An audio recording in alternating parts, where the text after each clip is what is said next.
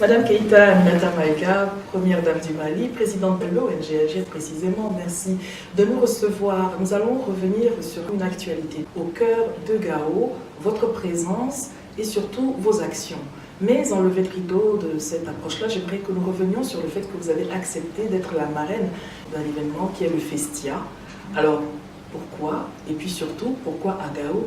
Merci tout d'abord, Mme Betty, j'ai accepté ce projet de Fadi Maïga, Festia, parce que il porte en lui le développement, la rencontre, la cohésion, les échanges entre les peuples. Cela a pris quand même, je dois dire, un peu de temps, parce que quand Fadi est venu me voir la première fois, je lui ai dit « Ok, c'est bien, c'est très bien, on va voir ». Puis je me disais peut-être qu'elle va se décourager. Et puis elle est revenue. Alors je lui dis, mais je suis toujours avec toi, on va y aller. Elle me dit, mais bon, est-ce qu'on pourrait aller à Gao? Elle hésitait beaucoup. J'ai dit non, j'ai dit, dès lors que tu dis que c'est une caravane, que c'est national et que c'est international, je pense qu'on ne pourra pas que rester à Bamako. Il faudrait aller quelque part. Et je pense que Gao est la ville indiquée. D'abord, il y a cette lumière à Gao. C'est une ville très aérée et en plus, son rôle dans tout ce qui nous est arrivé au Mali, ce serait important qu'on y aille. C'est vrai que les gens vont dire Madame Keïta et Maïga, Fadi et Maïga, mais je pense qu'il faut outrepasser ça, il faudrait qu'on y aille. Ce n'était pas facile, et ça s'est passé. Alors pour avoir suivi votre déplacement sur le terrain, quand on sait que Gao, pour beaucoup de gens, évoque peut-être la peur, on voit pourtant que non seulement vous y avez été, mais surtout porteuse d'espoir. Tout à fait. Bon, nous sommes partis à Gao parce que l'époque que nous vivons actuellement, dans le monde entier, il n'y a pas de sécurité absolue. C'est une réalité. Vous pouvez être dans votre lit, et bon, il y a quelque chose qui vous tombe sur la tête et vous n'êtes plus là. Donc il y a plus de sécurité absolue. C'est vrai qu'on entend toutes sortes de choses. Il y a une publicité autour du négatif autour du Mali. Je me suis dit, c'est l'occasion d'y aller. Parce que je me dis, bon, que ce soit à Bamako, que ce soit à Paris, à New York, si quelque chose doit m'arriver, m'arrivera. Et il faudrait bien qu'on aille chez nous quand même. C'est vrai que ce n'est pas facile parce que tout est là pour vous décourager, pour ne pas aller. Et comme je l'ai dit à Gao, les Maliens eux-mêmes vous découragent de venir au Mali et d'aller à l'intérieur du Mali. Lorsqu'on est croyant, bon, tout peut arriver. Je pense qu'il fallait y aller. Et Gao méritait d'y aller parce que nous savons qu'au début de la crise, c'est une ville qui a résisté beaucoup. C'est vrai que les jeunes ont résisté. Et moi, c'est vrai, quand on n'est pas dedans, c'est très facile de parler, c'est très facile de dire on peut faire ça, on peut faire ça. Mais ils ont résisté et souvent je me dis, il vaut mieux rester. C'est vrai, il y a des coûts à payer, mais il vaut mieux rester parce que lorsqu'on part, finalement, on laisse le champ libre à d'autres. On laisse le champ à d'autres de s'installer. Et pour les faire partir, c'est pas facile. C'est pourquoi j'ai accompagné Fadi. Je suis allée un peu contre tous ceux qui nous ont fait peur. Je me dis, ben écoute, c'est des Maliens qui sont là. En plus de ça, c'est des parents qui sont là, qui y vivent, qui partent et qui viennent. Alors nous allons aussi à Gao. Et c'est l'occasion pour moi, en tout cas, de remercier tous ceux qui nous ont accompagnés, surtout ceux qui sont venus d'ailleurs, parce qu'ils auraient pu dire, on ne part pas. Ça ne m'aurait pas étonné. En 2001, nous avions un projet vélo vert ou la route du reboisement. Donc nous sommes partis de Bamako jusqu'à Bourem. Monsieur Makanfi qui est là était de la partie, il peut témoigner. Lorsque nous sommes arrivés à Gao, bien que nous ayons pris en charge toute la presse, seul lui en tant que photographe et un autre journaliste ont fait le déplacement de Gao à Bourem parce que ce n'était pas chose facile. La route n'existe pas, presque presque pas. Il y a une route, mais avec le sable, c'est très vite envahi. Et finalement, ça a été quelque chose d'extraordinaire. Le Mali n'en a pas beaucoup parlé à l'époque, mais une télévision étrangère qui était de passage à Bamako a pu, en tout cas, rendre ça mieux. Et Africa, numéro 1. Donc, c'est pour dire que je ne suis pas une aventurière, mais l'aventure me plaît assez. Pas seule, mais avec d'autres, et partager les moments, les bons moments comme les mauvais moments. Et je crois que c'est ça la vie aussi. Il faut oser. Vous avez parlé de détermination, de courage. C'est cela qui finalement caractérise la dame que vous êtes. C'était mal vous connaître que d'espérer que vous n'iriez pas ou que vous mettriez un terme à vos activités là-bas. Moi, je pense que partout, on peut aller au Mali. Il faut y aller. Il faut y aller. Parce que c'est peut-être aussi une question d'éducation. De par mes parents, nous avons été éduqués pour aimer ce pays. On nous le répétait tout le temps. Il faut aimer le Mali. Il faut aimer votre pays. Il faut aimer votre famille. Il ne faut jamais dire du mal de votre pays. Parce que c'est ça aussi être patriote, c'est ça aussi être citoyen. Il faut avoir cet esprit citoyen, cet esprit patriote de dire ok, c'est là, c'est venu, c'est fait, c'est bon. On y va, on se tient la main et on continue, on essaie de travailler. Voilà. Serait-ce trop que de dire que vous êtes ambassadrice de Gao et puis très probablement envisager l'aspect de la diplomatie culturelle parce que transposer, soutenir, accompagner un événement de cette teneur-là dans un contexte où l'on sait que d'aucuns ne voudraient pas qu'il y ait quoi que ce soit autour de la personne des femmes, qui plus est, en plus quand on parle de la mode, on voudrait penser que c'est superflu. N'est-ce pas là véritablement de la diplomatie culturelle tout simplement? De la diplomatie culturelle, peut-être, je ne sais pas. Moi, je suis malienne. Je vous dirais que je suis allée dans la région de Sikasso 3 ou 4 fois. Souvent, on me l'a reproché d'ailleurs, parce que je suis native de Ségou et les gens de Ségou me disent « Mais tu n'es jamais venu chez nous ?» Koutiala, mon mari est natif de Koutiala, ils disent « Vous n'allez pas à Koutiala ?» Ça dépend où il y a les activités qui ont besoin, je dirais, de ma présence en tant que citoyenne, certes.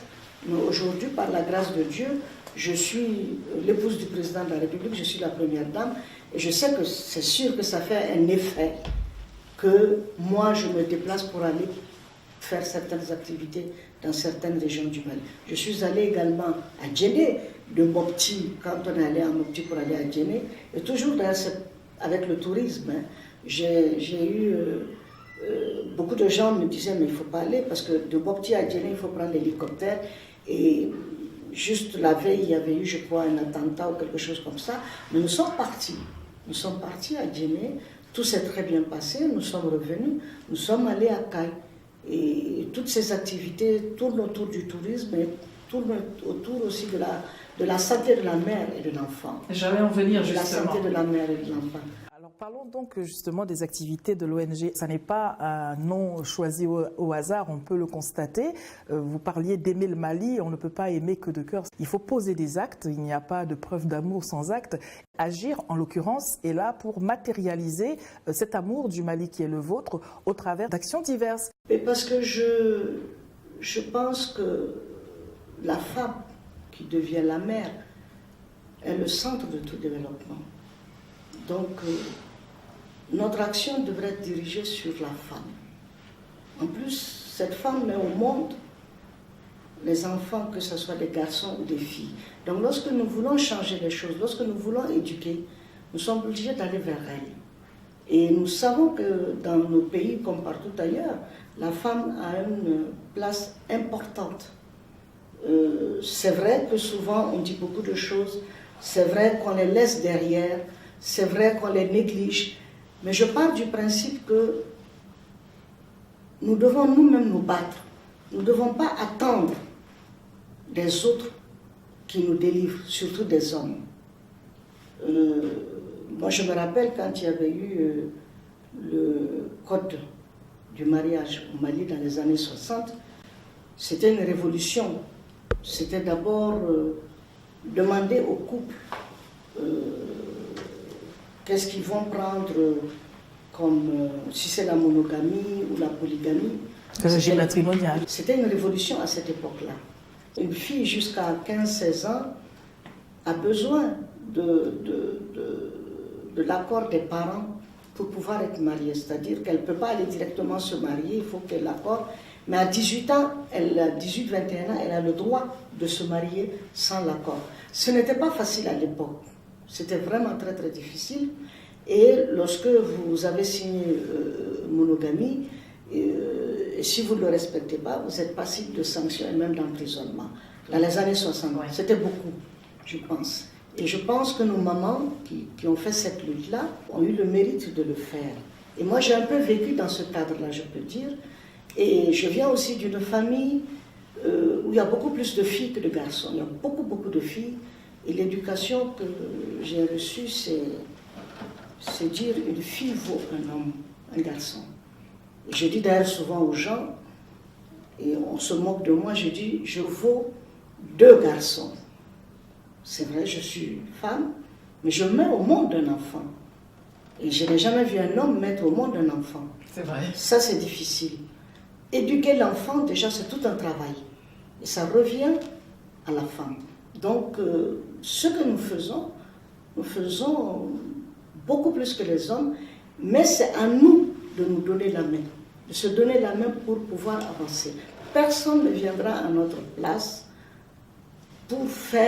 pour nous libérer entre parenthèses. Et encore, quand je dis libérer, c'est un peu fort parce que lorsque nous regardons toutes les traditions au Mali, ça change du nord au sud, d'est à l'ouest.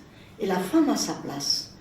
Vous prenez dans les traditions du sud, une femme qui est délaissée par son mari pendant 3 mois. Ouais. Pendant 3 mois, elle est délaissée. Supposons qu'elle fasse une bêtise. Eh bien, le mari ne peut rien dire.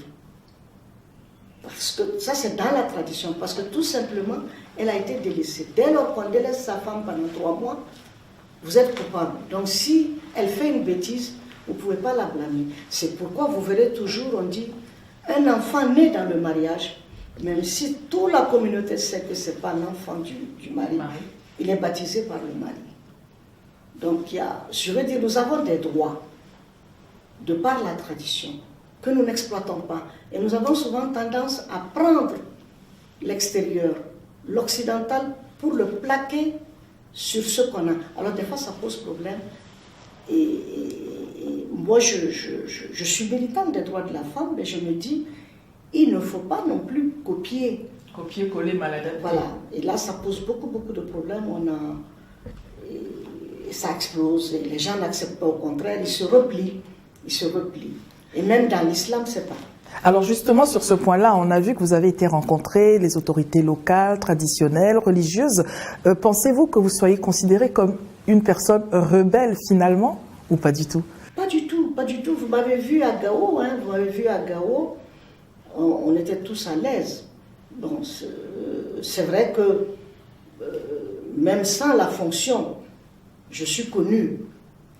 Parce que bon, les traditions restent, il y a les familles qui sont là, il y a les familles qui restent. Et en tout cas, je ne pense pas que je sois rebelle, même si quelque part,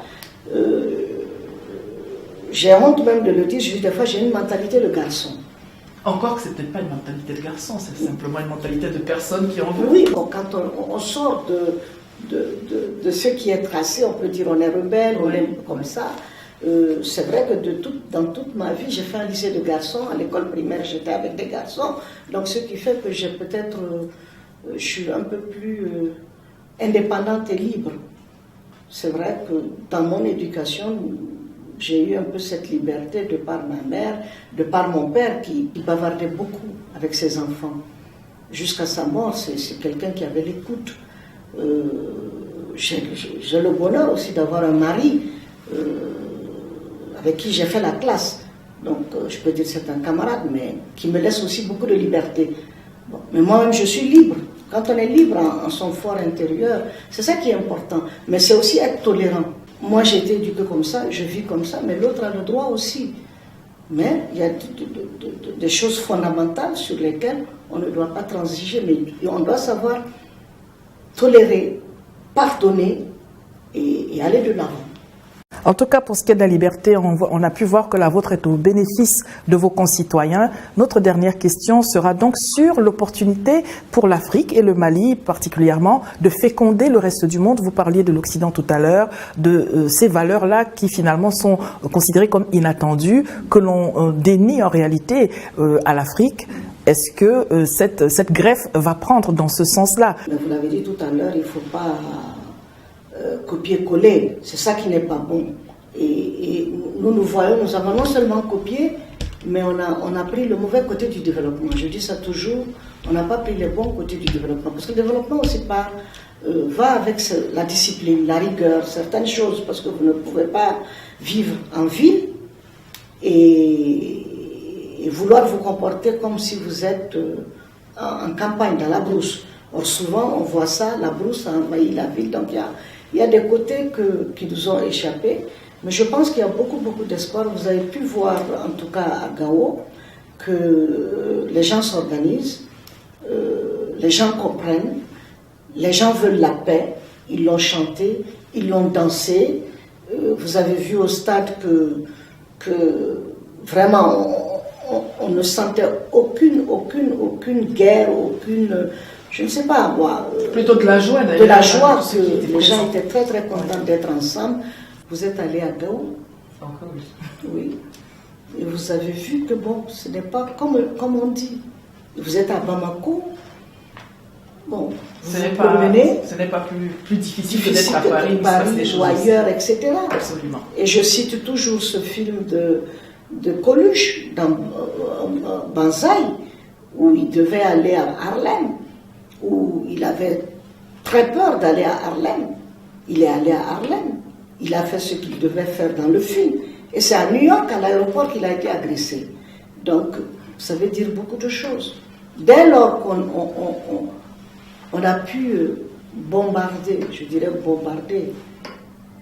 en septembre 2001, l'une des puissances, la plus grande puissance du monde, ça veut dire que tout est possible. Donc qu'on ne nous fatigue pas, qu'on nous aide à nous développer, d'accord, mais qu'on ne nous dise pas qu'il y a l'insécurité, il y a ceci, il y a cela, Quand on doit mourir, on doit mourir. De toute façon. De toute façon. Et le jour est fixé, je suis très croyante, le jour est fixé, et même quand on fait tout pour que vous n'y allez pas, eh bien vous y allez pour mourir. Donc, il faut prendre des précautions, c'est vrai. Il y a beaucoup de choses à faire, mais qu'on laisse un peu le Mali vivre. Parce que j'ai l'impression qu'on ne veut pas que ce pays vive. Et je profite aussi de votre antenne pour lancer un appel à tous mes compatriotes. Cessez de dire du mal de votre pays. Le Mali vaut qu'on le respecte. Le Mali est important. Parce que si vous vous réclamez malien, le jour où il n'existe pas, vous n'êtes plus malien. Il faudra aller chercher notre nationalité. Vraiment, j'appelle tout le monde à se donner la main, à travailler pour le bonheur du Mali. Parce que ce qu'on prépare et qui sera bon, eh bien, celui qui vient après, il trouvera quelque chose de mieux. Mais si nous le mettons dans un gouffre, eh bien, le jour où il vient, il aura pire que ceux qui étaient là avant. Voilà. Ce sont sur ces paroles de sagesse que nous voulons vous remercier, Madame la Première Dame, pour cet entretien. Vos concitoyens, le reste du monde aura entendu ce message. Merci encore. Merci beaucoup. Moi, je ne stressais pas. Moi non plus. Oui, j'ai vu ça, Moi non plus. J'étais étonnée de vous voir. Je dis, bon, elle a fait le voyage quand même. Hein. Parce que je me suis dit, peut-être qu'on va dire, il ne faut pas voyager, attention, Gao. Oui, les gens ont dit, mais bon, ils peuvent parler. Parce que, je veux dire, il faut aller là où se passent les choses. Oui.